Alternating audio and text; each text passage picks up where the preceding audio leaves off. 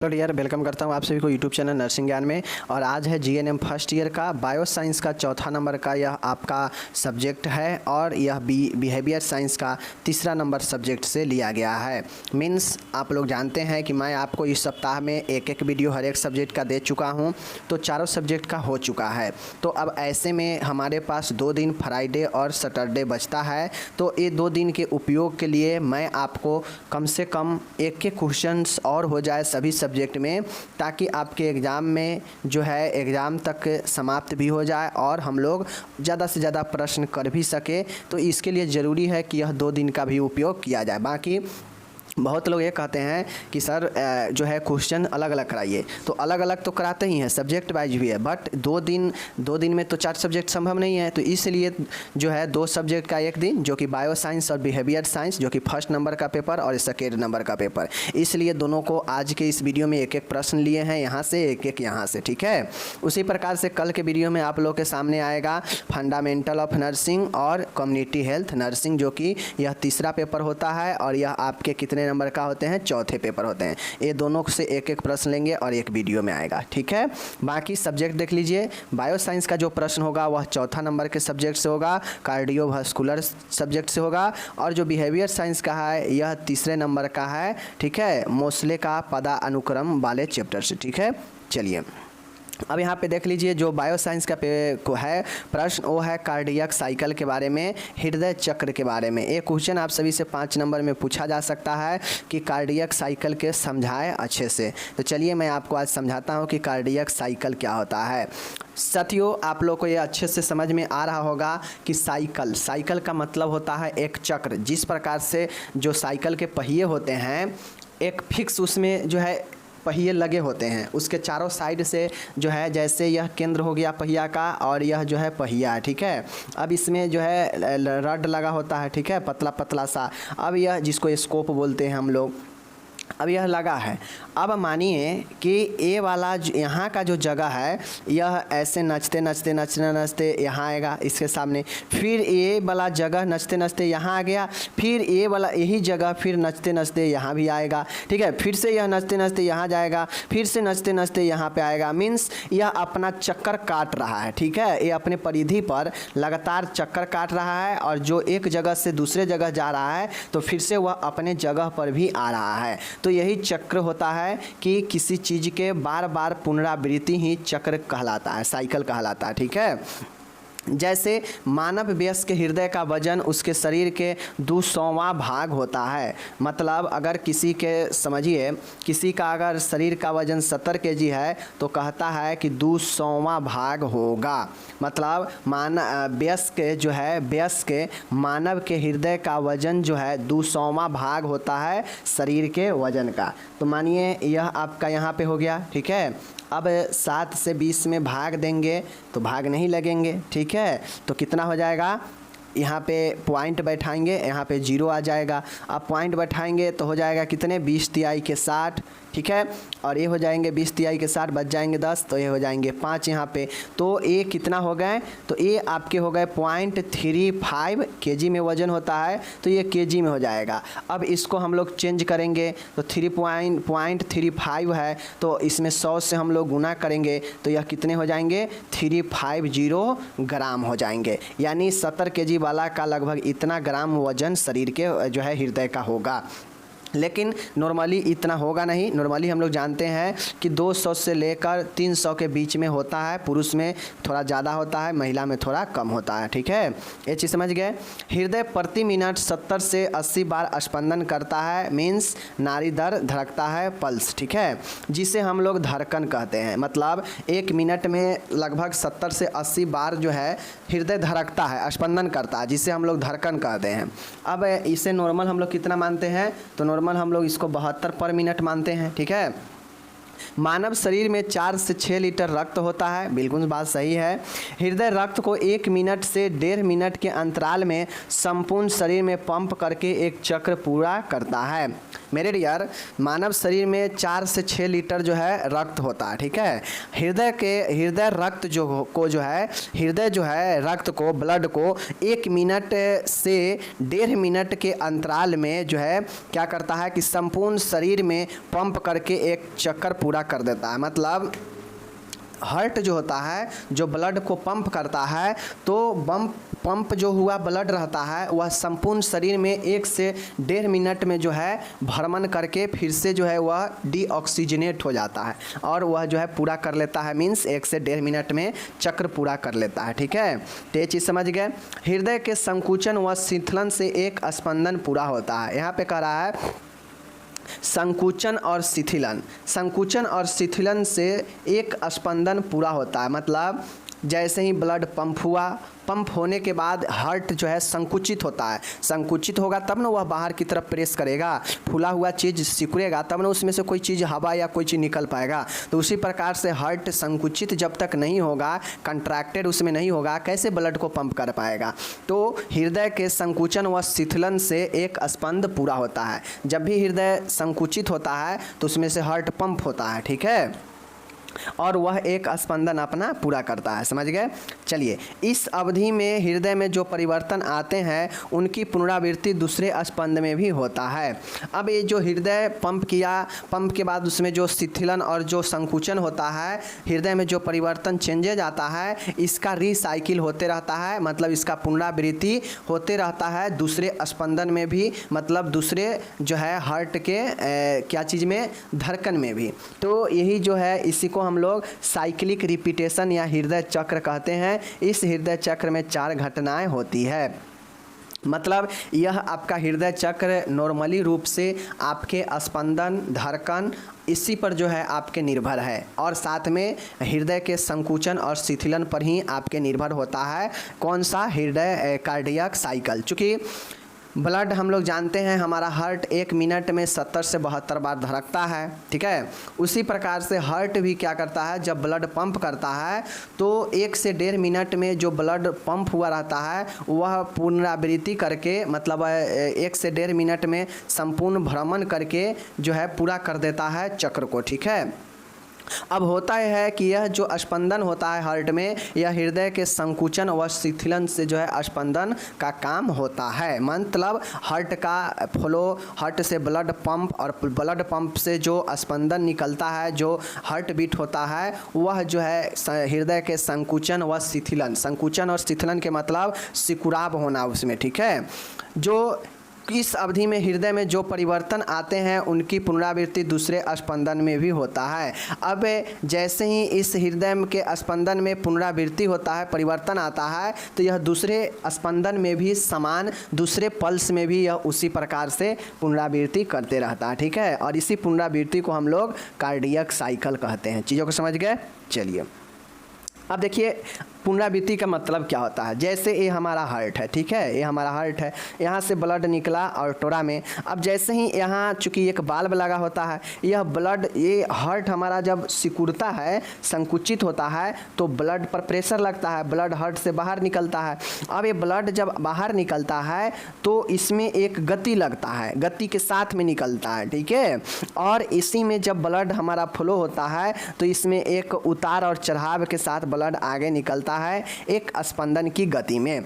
और यह जब ब्लड जाता है शरीर की ओर तो यह 1 से 1.5 मिनट के अंदर यह पुनः परिभ्रमण करके ब्लड जो है हार्ट में आ जाता है, ठीक है। और यही क्रिया बार बार चलते रहता है, इसीलिए इसको जो है हम लोग पुनरावृत्ति कहते हैं स्पंदन का। क्योंकि ब्लड के पंप होने से स्पंदन का निर्माण होता है, और स्पंदन का निर्माण जो है हमेशा होते रहता है, पुनरावृत्ति होते रहता है। और इसी पुनरावृत्ति को हम लोग चक्र कहते हैं, कार्डियक चक्र कहते हैं, ठीक है।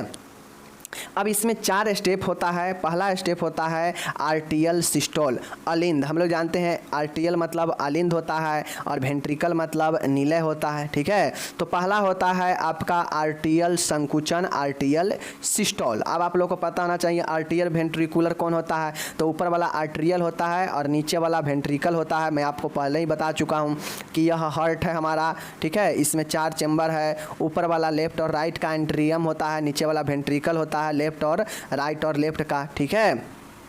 तो ये जो एंट्रियम है इसी को आर्टियल सिस्टोल कहते हैं, आलिंद संकुचन कहते हैं। इसकी अवधि लगभग 1 सेकेंड की होती है। दोनों आलिंदों में एक साथ संकुचन होने के कारण ट्राई स्पीड वाल्व तथा बाइक स्पीड वाल्व एक साथ ही खुलते हैं और इनसे होकर रक्त नीलों में भर जाते हैं। इसका कहने का मतलब है कि यह आलिंद संकुचन का मतलब है कि हम लोग जानते हैं कि इधर में भी ब्लड पंप भरता है और इधर में भी भरता है, बट इधर वाला में जो ब्लड भरा रहता है वह अशुद्ध होता है, शरीर से आया हुआ ब्लड होता है। इसमें शुद्ध होता है जो फेफड़ा से आया हुआ ब्लड होता है ऑक्सीजन लेकर। तो कहता यह है कि इसमें जो है दोनों आलिंद, ए वाला भी आलिंद और ए वाला आलिंद, ये दोनों में जो है एक ही साथ संकुचन होता है, सिस्टोल कंट्रैक्ट होता है, सिकुड़न होता है। अब जैसे ही इसमें सिकुड़न होगा, दोनों में सिकुड़न होगा तो दबाव कहाँ मारेगा, इस वाले पर और इस वाले पर। तो ये हम पढ़ाए हैं, यह ट्राइक स्पीड वाल्व होता है और यह बाइक स्पीड वाल्व होता है। अब ये अशुद्ध रक्त यहाँ आता है तो ये फेफड़ा में जाता है शुद्ध के लिए। तो यहाँ से ब्लड जो है ये भी आपको संकुचन हो रहा है और ये भी संकुचन हो रहा है एक साथ। तो यह ब्लड को भेज दे दोनों एक साथ, ये अशुद्ध वाला यहाँ भेजता है और ये शुद्ध वाला यहाँ भेजता है। दोनों एक साथ भेजने के बाद यह दोनों नीलियों में भर जाता है, ब्लड आके प्रवेश कर जाता है। और इसका जो संकुचन का समय होता है ये आर्टियल सिस्टोल का लगभग 1 सेकेंड होता है। चीज़ों को समझ गए कि कब जो है संकुचन होता है, चीज़ों को समझ गए।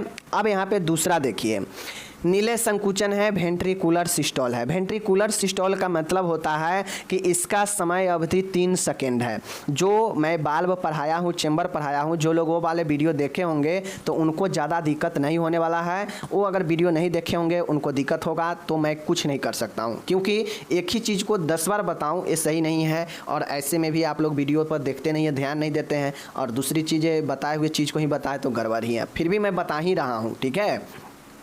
नीले वेंट्रिकुलर सिस्टोल। वेंट्रिकुलर सिस्टोल आप लोग को पता है कि यह हमारा हृदय है, ठीक है। यह हमारा हृदय है तो ऊपर वाला एंट्रियम है, नीचे वाला वेंट्रिकल है, मतलब यह नीला है, ऊपर वाला आलिंद है। तो आलिंद आर्टियल सिस्टोल बता दिए। अब हम लोग वेंट्रिकल सिस्टोल के बारे में देखते हैं, ठीक है। देखिए इसकी समय अवधि लगभग 0.3 सेकेंड होती है। नीलियों में एक साथ संकुचन के कारण रक्त पल्मोनरी वाल्वों को खोलता हुआ पल्मोनरी धमनियों में प्रवेश करता है और शुद्ध होने के लिए दोनों फेफड़ों में चला जाता है। लेकिन बाएं नीले का रक्त आर्टोरिक वाल्व को खोलकर महाधमनी के द्वारा फेफड़ों को छोड़कर शेष शरीर की आपूर्ति के लिए अपनी मुख्य धमनियों व शाखाओं द्वारा वितरण हो जाता है।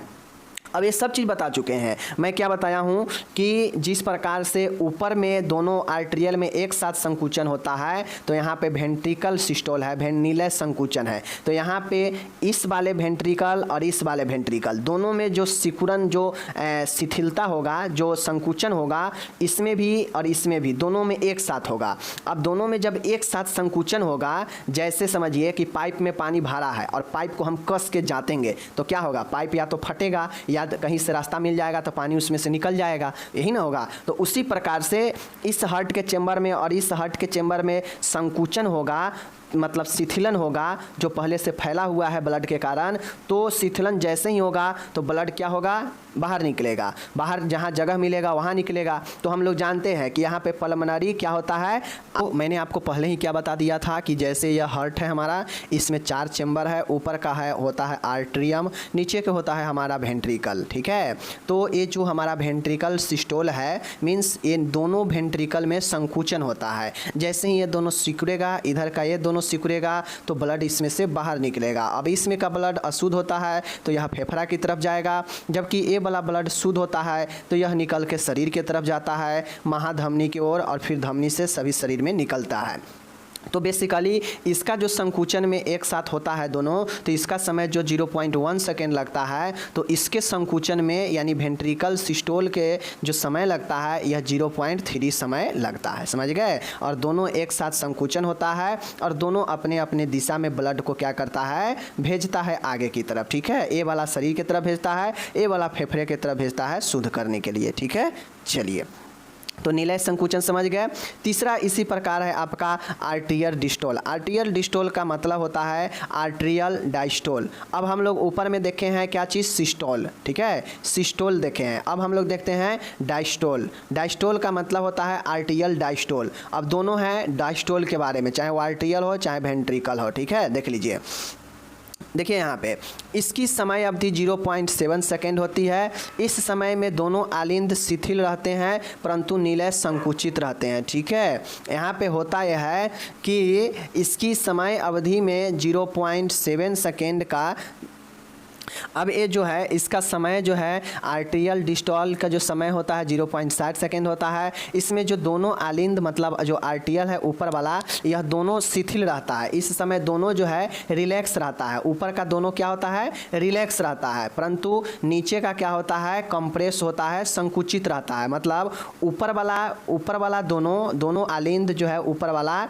क्या होते हैं, ऊपर वाला दोनों जो है शिथिल रहते हैं, रिलैक्स रहते हैं, ठीक है। लेकिन नीचे वाला क्या होते हैं, संकुचित रहते हैं, कंप्रेस्ड रहते हैं, ठीक है। इस समय में दायां आलिंद के मतलब समझ रहे हैं, राइट वेंट्रिकल, राइट आर्ट्रियल, ठीक है। वेना कावा सिराओं द्वारा अशुद्ध रक्त तथा बायां आलिंद पल्मोनरी वेन द्वारा शुद्ध रक्त को प्राप्त कर लेता है। जब शिथिल रहता है, ये आर्टियल डिस्टोल का मतलब होता है कि आलिंद शिथिलन। आलिंद शिथिलन के मतलब है कि जो हमारा ऊपर वाला चेंबर होगा यह भी शिथिल होगा और यह भी शिथिल होगा, मतलब रिलैक्स के कंडीशन में होगा। अब जब ये दोनों रिलैक्स होता है तो इसका समय अवधि क्या होता है, बढ़ जाता है। आराम में रहता है तो इसका समय अवधि 0.7 सेकेंड हो जाता है, ठीक है। दोनों का रिलैक्स जो है समय 0.7 सेकेंड हो जाता है। अब जब ये रिलैक्स में रहता है तो चूंकि इसमें ब्लड जो है यह सोया हुआ कंडीशन में है, तो ब्लड इसमें जो है वेना कावा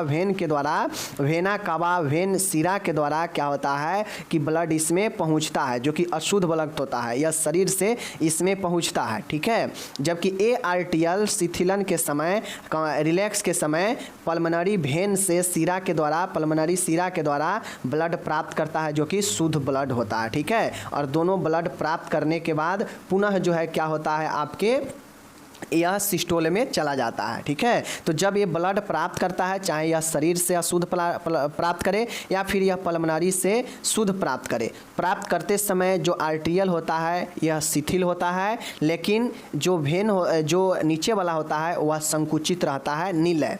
अब वेन कावा सिरा के द्वारा अशुद्ध रक्त प्राप्त करता है, जो अशुद्ध शरीर से आया हुआ होता है, और बायां यानी पल्मोनरी वेन के द्वारा शुद्ध रक्त प्राप्त करता है हमारा हार्ट का आर्ट्रियल चेंबर। समझ गए चीज को। और इसका समय 0.7 सेकेंड होता है। आपको अच्छे से समझा दिए। चलिए, अब आखिरी जो पॉइंट होता है, जो चौथा स्थिति है, वह होता है निलय संकुचन वेंट्रिकुलर डायस्टोल। देख लीजिए, इसका समय अवधि 0.5 सेकेंड होता है। अब हम लोग ऊपर वाला को छोड़कर नीचे वाला इसका और इसका देख रहे हैं। इसका जो समय अवधि होता है 0.5 होता है, और इस समय निलय जो है शिथिल रहते हैं। दोनों निलय क्या होता है, शिथिल रहते हैं। जबकि ऊपर का जो आलिंद होता है, दोनों आलिंदों से रक्त जो है निलय में पुनः भर जाता है। मतलब इस समय होता यह है कि नीचे वाला क्या होता है, शिथिल रहता है। अब शिथिल के कंडीशन में ब्लड प्राप्त चाहिए, ब्लड चाहिए, तो ब्लड जो है ऊपर के दोनों आलिंद से पुनः जो है ब्लड इसमें भर जाता है जब रिलैक्स के कंडीशन में नीचे वाला होता है। तो ठीक है, तो नीचे वाला जब रिलैक्स के कंडीशन में होगा तो ब्लड जो है कहाँ से आ जाएगा, ऊपर वाला दोनों से ब्लड इसमें आ जाएगा, इससे इसमें आ जाएगा। ठीक है, ए चेंबर कहिए इसको, ए चेंबर कहिए। ठीक है, ऊपर वाला से इसमें आ जाएगा और इससे इसमें आ जाएगा। ठीक है, जब ए वाला दोनों शिथिल में रहेगा, तो अगर ए शिथिल में है, ऊपर वाला अगर डायस्टोल में है, तो ब्लड जो है बॉडी से इसको मिलेगा और इधर वेन, पल्मोनरी वेन से इसको मिलेगा। ठीक है, समझ गए चीज़ को, कोई दिक्कत नहीं। और इसी प्रकार से इसका कुल समय 0.8 सेकेंड होता है। हृदय चक्र का जो समय होता है 0.8 सेकेंड होता है। कैसे, देख लीजिए।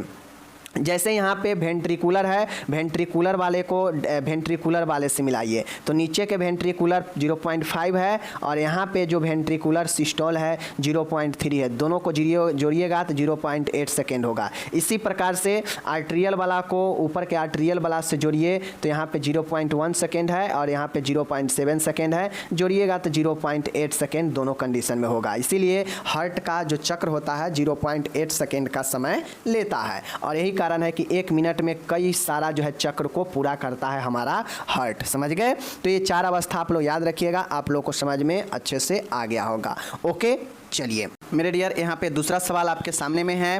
अंतर्द्वंद या संघर्ष लिखकर परिभाषित कीजिए। यह आपके कौन से है? तीसरे चैप्टर का है और यह आपके बिहेवियर साइंस का है, साइकोलॉजी का। ठीक है, एक क्वेश्चन बहुत बार पूछा जाता है कॉन्फ्लिक्ट के बारे में, जिसे हम लोग अंतर्द्वंद या संघर्ष के बारे में जानते हैं। देखिए, होता यह है कि कॉन्फ्लिक्ट अंतर्द्वंद होता है।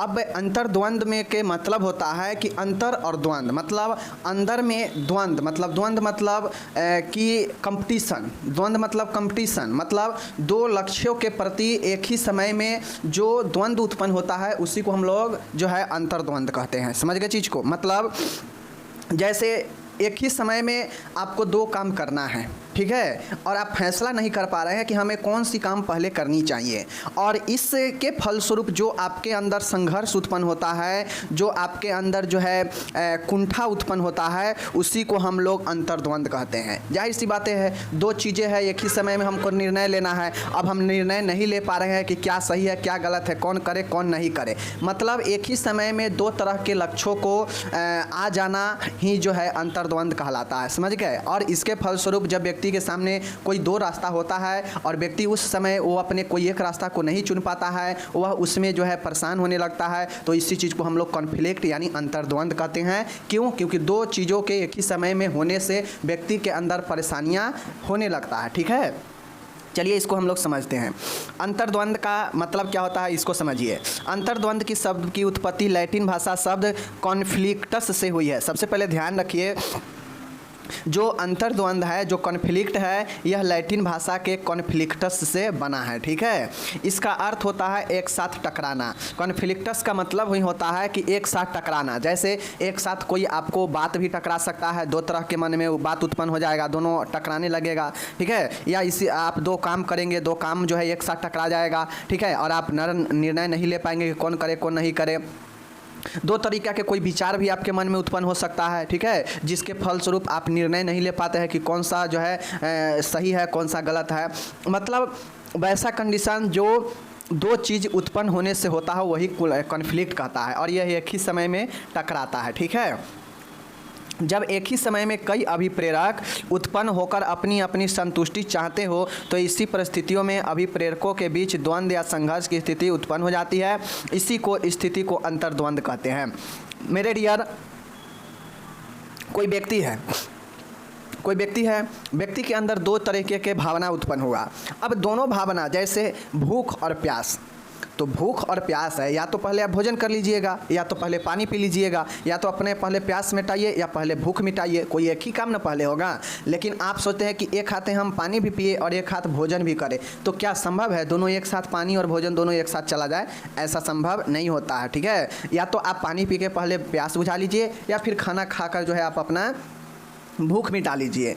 ये अलग की चीज़ें हैं। ठीक है, लेकिन यहाँ पे कहता है कि कोई भी 2 ऐसा चीज़, कोई भी 2 ऐसा अभिप्रेरक जो व्यक्ति को प्रेरित करता हो, जो व्यक्ति को लक्ष्य को पाने के लिए, या फिर व्यक्ति को थिंकिंग को, या कोई भी ऐसा चीज़ जो एक ही समय में 2 तरीके के जो है सिचुएशन उत्पन्न करता हो, और इसी 2 तरह के सिचुएशन को हम लोग, इसी स्थिति को हम लोग अंतर्द्वंद कहते हैं। समझ गए चीज़ को? चलिए, तो ये चीज़ समझ गए कॉन्फ्लिक्ट को। चलिए अब जाहिर सी बातें हैं, हमारे मन में कोई दो थॉट उत्पन्न हुआ, दो सोच उत्पन्न हुआ। अब दोनों सोच अपना अपना जो है संतुष्टि चाहता है कि पहले हम हो जाए, पहले हम हो जाए। पहले आपका मन कहेगा कि ये काम कर लेते हैं, फिर वो वाला सोच कहेगा कि नहीं पहले हम ये काम कर लेते हैं, फिर थोड़ा देर में कहेगा कि नहीं हमको ये काम करना चाहिए। मतलब दोनों जो विचार आपके अंदर है या दोनों जो लक्ष्य है, चाहे दो कोई भी चीज़ है, वह दोनों अपने अपने जो है संतुष्टि सेटिस्फाइड होना चाहता है, यानी पूरा होना चाहता है, कंप्लीट होना चाहता है, लेकिन होगा तो कोई एक ही। और इसी सिचुएशन को हम लोग अंतर्द्वंद कहते हैं। यहाँ पे इंग्लिश दिया गया है, इंग्लिश देख लीजिए। अब हमको अंतर्द्वंद के प्रकार के बारे में बताना है मेरे डियर। प्रसिद्ध समाज के मनोवैज्ञानिक सोशल साइकोलॉजिस्ट कर्ट लेविन ने मोटिव्स के संघर्षों को निम्नलिखित भागों में बांटा। मतलब जो अंतर्द्वंद है, इस अंतर्द्वंद को प्रसिद्ध मनोवैज्ञानिक कर्ट लेविन ने अलग अलग भागों में बांटा है। बहुत ही शानदार है, इजी है, ये याद करना इजी है। आपको दो चीज़ को ध्यान में रखना है। आपके सामने आएगा, एक आएगा उपागम और एक आएगा आपके सामने परिहार। उपागम का मतलब होता है कि धनात्मक, समझिए, उपागम का मतलब होता है धनात्मक, और उपागम का मतलब होता है धनात्मक, और परिहार का मतलब होता है, एवॉइडेंस का मतलब होता है ऋणात्मक। बस यही दो चीज़ याद रखिएगा तो जितने भी पॉइंट है आप याद कर लेंगे। ठीक है, देखिए जैसे पहला है, अब हम लोग जानते हैं कि कॉन्फ्लिक्ट जो है दो तरह के सिचुएशन पैदा करता है, तो यहाँ भी है उपागम और उपागम संघर्ष यानी अंतर्द्वंद। उपागम उपागम अंतर्द्वंद, अप्रोच अप्रोच कॉन्फ्लिक्ट। अब जिस भी व्यक्ति में दो तरीके के ये भावना उत्पन्न होता है कॉन्फ्लिक्ट, तो उसमें या तो दोनों तरीका का जो सोच होगा वो पॉजिटिव और पॉजिटिव होगा, मीन्स धनात्मक होगा। चाहे कोई सोच हो, कोई लक्ष्य हो, कोई काम हो, कोई भी चीज़ हो, कोई भी सिचुएशन हो, दोनों जो सिचुएशन होगा वह धनात्मक होगा यानी उपागम होगा। और इसी को जो है हम लोग क्या कहते हैं, उपागम उपागम संघर्ष कहते हैं। और जो चीज़ धनात्मक होता है वह व्यक्ति के लिए बढ़िया होता है। ठीक है, वह धनात्मक चीज़ें जो है क्या होता है कि पूरा हो जाता है, व्यक्ति संतुष्ट हो जाता है, वह अपने लक्ष्य को जो है प्राप्त कर लेता है। जब आपके दोनों चीज़ें समान तरह के होगा तो आपको पाना आसान होगा। ठीक है, दोनों चीज़ें, जैसे एक साइड आपको रखना है, मन हो रहा है रसगुल्ला खाने का, और एक साइड मन हो रहा है आपको जिलेबी खाने का। दोनों मन हो रहा है, दोनों मिठाई ही है, दोनों लगभग एक ही कैटेगरी का है, तो आप मिठाई भी खा सकते हैं और जिलेबी भी खा सकते हैं। आपके लिए दोनों बेहतर ऑप्शन है। तो यह दोनों बेहतर ऑप्शन में से आपके ऊपर डिपेंड है कि आप कौन सा चूज करते हैं। तो यह पॉजिटिव चीज़ें होगा, दोनों एक ही कैटेगरी का है, तो ऐसे में यह चूज करना कि आपको कौन सा खाना चाहिए आपके लिए आसान होता है। यानी धनात्मक धनात्मक यानी उपागम उपागम जो संघर्ष होता है, इसमें दोनों जो व्यक्ति जो होता है सोचता है कि हम दोनों चीज़ें एक ही साथ प्राप्त कर ले, और उस व्यक्ति में यह विशेष संघर्ष उत्पन्न होता है जिसे उपागम उपागम संघर्ष कहता है। मतलब दो मिठाई रखा है, दोनों मिठाई व्यक्ति सोचता है कि हम दोनों मिठाई को एक ही साथ खा लेना है, तो इस प्रकार के जो चीज़ें होगा वह उपागम उपागम होगा। और इस तरह के संघर्षों का समाधान व्यक्ति आसानी से कर लेता है, क्योंकि वह दोनों में महत्वपूर्ण लक्ष्य को पहले प्राप्त कर लेता है, निश्चय कर लेने के वह दूसरे लक्ष्य को प्राप्त करने की कोशिश करता है। जैसे हमको सामने मिठाई और जिलेबी रखा है, दोनों तो मिठाई है, लेकिन हम ये देखेंगे कि सबसे बेहतर इसमें कौन है, मिठाई है, तो पहले हम मिठाई को खा लेंगे, उसके बाद जिलेबी को खा लेंगे, तो ऐसे में हमको ज़्यादा दिक्कत नहीं होगा। तो यह उपागम उपागम संघर्ष होता है, समझ गए, दोनों धनात्मक तरह के। दूसरा है, कहता है परिहार परिहार संघर्ष। परिहार परिहार का मतलब होता है एवॉइडेंस एवॉइडेंस कॉन्फ्लिक्ट। मतलब इसमें जो होगा, दोनों जो लक्ष्य होगा वह ऋणात्मक होगा। इसमें संघर्ष, व्यक्ति के सामने दो तरह के ऋणात्मक लक्ष्य होते हैं, दो तरह के अपोजिट चीज़ें होते हैं, उससे इन दोनों लक्ष्य में से किसी एक को अस्वीकार करना ही पड़ता है।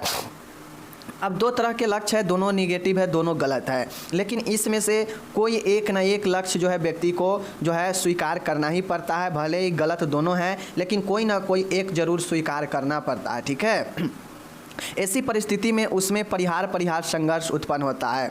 जब व्यक्ति के सामने दोनों गलत चीज़ें शामिल हो, लेकिन व्यक्ति के जो है कोई एक चीज़ प्राप्त करना ही है, और ये ज़रूरी है कि कोई ना कोई एक प्राप्त करना ही है। अब एक करे या दोनों करे, दोनों गलत ही हैं, तो व्यक्ति के लिए कम से कम एक स्वीकार करना ही पड़ता है। और इस सिचुएशन में जो है व्यक्ति के अंदर परिहार परिहार यानी ऋणात्मक ऋणात्मक वाले संघर्ष यानी कॉन्फ्लिक्ट उत्पन्न होते हैं। ठीक है, इस तरह के संघर्ष बहुत ही तीव्र सांवेगिक व्यवहार उत्पन्न हो जाते हैं, जिससे व्यक्ति की समायोजन शक्ति कम हो जाती है तथा वह अनिर्णयता की स्थिति में चला जाता है। जब व्यक्ति के अंदर कोई गलत चीज़ों को एक्सेप्ट करना ही पड़ता है तो समझिए कि वह व्यक्ति बहुत ज़्यादा मेंटली रूप से परेशान हो जाता है, उसका व्यवहार बहुत ज़्यादा सांवेगिक इमोटिव हो जाता है और व्यक्ति का जो समायोजन है वह कम हो जाता है जो है समाज के साथ, और अनिर्णय की स्थिति में व्यक्ति चला जाता है। तो यह ऋणात्मक यानी परिहार संघर्ष होता है।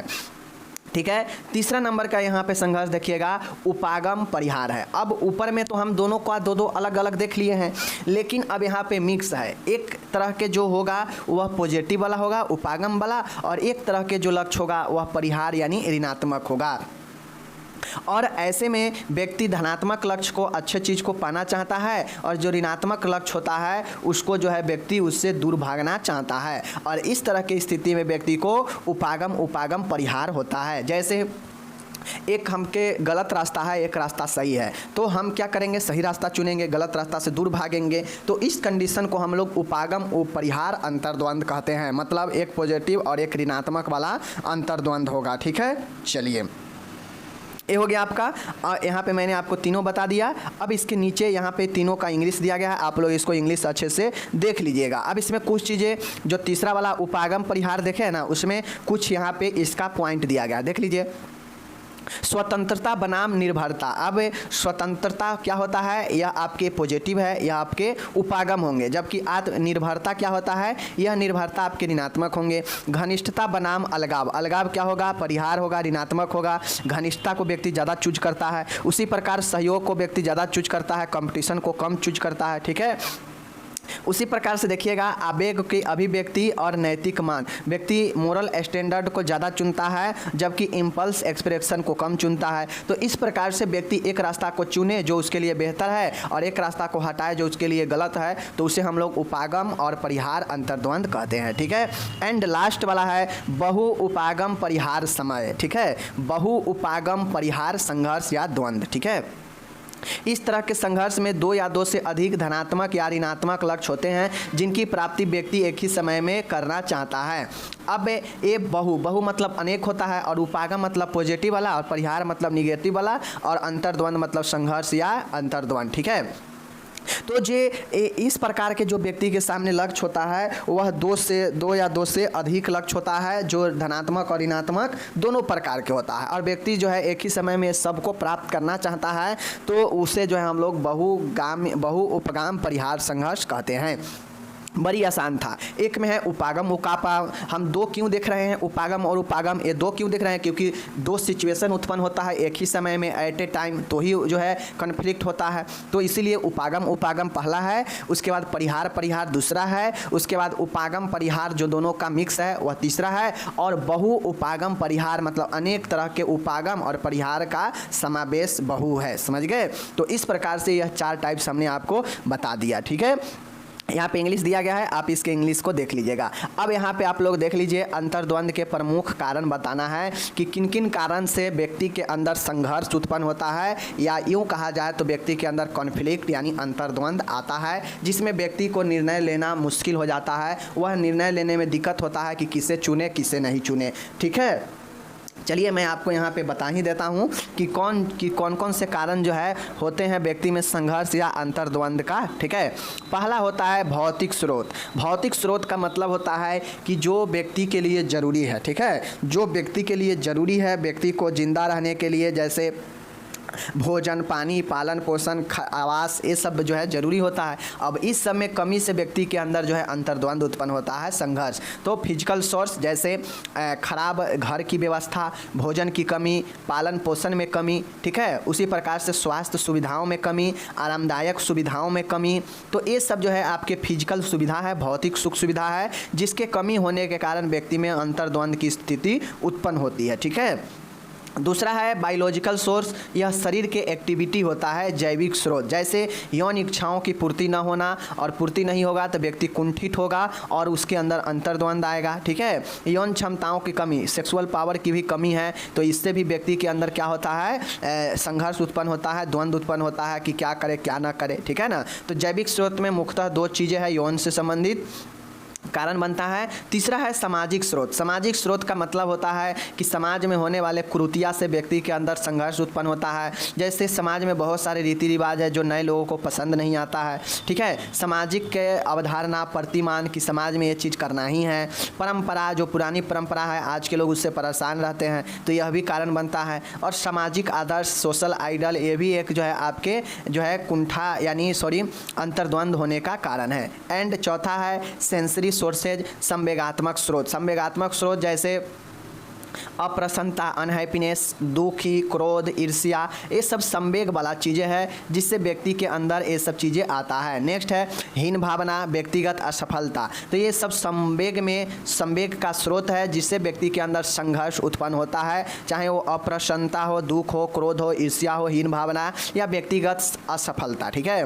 पाँचवा में है आर्थिक स्रोत, इकोनॉमिकल सोर्स। इकोनॉमिकल सोर्सेज का मतलब होता है कि बेरोजगारी, कमज़ोर पारिवारिक स्थिति, व्यवसाय में घाटा और आर्थिक अस्पर्धा, ये सब जो है व्यक्ति के अंदर जो है आर्थिक स्थिति भी व्यक्ति के जो है अंतर्द्वंद का प्रमुख कारण होता है, आर्थिक स्वार्थ भी, ठीक है। तो इस प्रकार से आपको ये पाँचों पॉइंट ध्यान में रखना है और इस पाँचों पॉइंट में कौन कौन से रीजन हो सकते हैं, कारण हो सकते हैं, इस चीज़ को लिख देना है, ठीक है। तो आपको मुख्यतः यह 5 पॉइंट अंतर्द्वंद होने के कारण बताना है और इस प्रकार से अंतर्द्वंद क्या है, प्रकार क्या है, कारण क्या है, इस तरीका से अंतर्द्वंद टॉपिक आपका समाप्त होता है आज।